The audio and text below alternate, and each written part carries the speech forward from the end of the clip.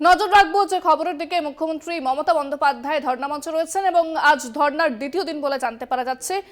আজ যেরকম আমরা জানি যে ধর্ণার দ্বিতীয় দিন এবং প্রাতঃভ্রমণ করতেও দেখা যায় মুখ্যমন্ত্রী মমতা বন্দ্যোপাধ্যায়কে। কেন্দ্রের বঞ্চনার বিরুদ্ধে একাধিকবার সরব হয়েছেন মুখ্যমন্ত্রী মমতা বন্দ্যোপাধ্যায় যে বাংলা বঞ্চিত হচ্ছে, বাংলাকে বারবার বঞ্চিত করা হচ্ছে, এই নিয়ে প্রতিবাদ এবং সরব হতে দেখা গিয়েছে বিভিন্ন সভা থেকে মুখ্যমন্ত্রী মমতা বন্দ্যোপাধ্যায়কে।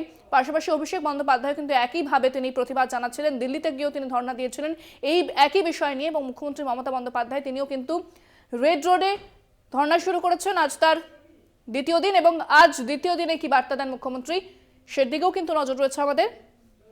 ফোনে রয়েছেন আমাদের বিশেষ প্রতিনিধি দেবজ্যোতি ঘোষ।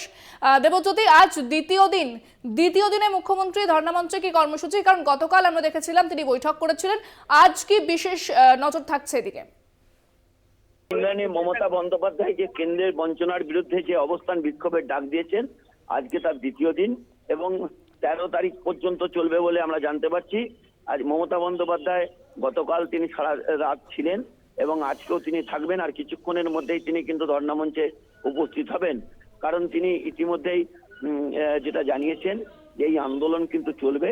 অর্থাৎ যে অবস্থান কর্মসূচি শুরু হয়েছে যে কেন্দ্রের বঞ্চনার বিরুদ্ধে, তা কিন্তু আগামী 13 তারিখ পর্যন্ত চলবে। অর্থাৎ সেখানেও যদি সমস্যার সমাধান না হয়, আরো বৃহত্তর আন্দোলনের কথা তৃণমূল নেত্রী মমতা বন্দ্যোপাধ্যায় জানিয়েছেন এবং তিনি একদিনের জন্য দিল্লি যাবেন এবং সেখানে কিন্তু নতুন যে দেয়ানিবিধি চালু হয়েছে তা নিয়েও যেমন বৈঠক করবেন, ওয়ান ভোট ওয়ান নেশন নিয়েও বৈঠক করতে পারেন এবং সেখানে প্রধানমন্ত্রীর সঙ্গে তার সাক্ষাৎ হবে কিনা তা কিন্তু পরিষ্কার নয়। তবে তৃণমূল নেত্রী মমতা বন্দ্যোপাধ্যায় বা রাজ্যের মুখ্যমন্ত্রী মমতা বন্দ্যোপাধ্যায় যেটা জানিয়েছেন যে এই আন্দোলন কিন্তু চলবে। এবং দেখো তো, যেটা সূত্র মারফত জানা যাচ্ছে যে গতকাল যে জল জীবন মিশনের টাকা ছাড়া হয়েছিল, আজ বা আগামীকালের মধ্যে কিন্তু আরো কিছু বরাদ্দ কেন্দ্রীয় সরকারের পক্ষ থেকে রাজ্যকে পাঠানো হতে পারে। তবে এখনো পর্যন্ত কোন স্তরেই অর্থাৎ কেন্দ্রীয় সরকার বা রাজ্য সরকারের পক্ষ থেকে কিছু জানানো হয়নি।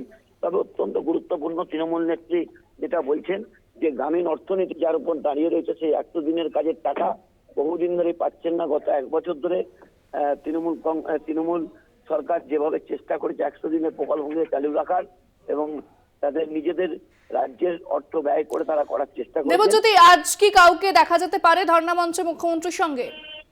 দেখো, ধর্ণা মঞ্চে মুখ্যমন্ত্রী মমতা বন্দ্যোপাধ্যায়ের সময় সমাজের বিভিন্ন স্তরের মানুষরা আসবেন, যারা রাজনীতির বাইরে রয়েছেন তারা মমতা বন্দ্যোপাধ্যায়কে নৈতিক সমর্থন করতে আসবেন।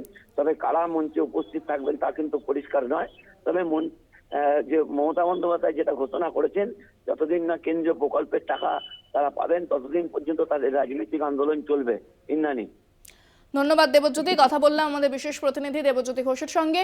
আজ কি বার্তা দেন মুখ্যমন্ত্রী মমতা বন্দ্যোপাধ্যায়, অবশ্যই সেদিকে নজর থাকবে। তবে বাংলার বঞ্চনা নিয়ে এর আগেও একাধিকবার সরব হতে দেখা গিয়েছে মুখ্যমন্ত্রী মমতা বন্দ্যোপাধ্যায়কে। তিনি বারবার কেন্দ্রীয় সরকারকে বলেছেন যে বাংলার যে টাকা, যে বকেয়া টাকা রয়েছে তা মিটিয়ে দেওয়ার কথা তিনি বলেছেন। এবং এই কর্মসূচি এবং এই যে প্রতিবাদ অবস্থান বিক্ষোভ শুরু করেছেন মুখ্যমন্ত্রী মমতা বন্দ্যোপাধ্যায়, আজ তার দ্বিতীয় দিন।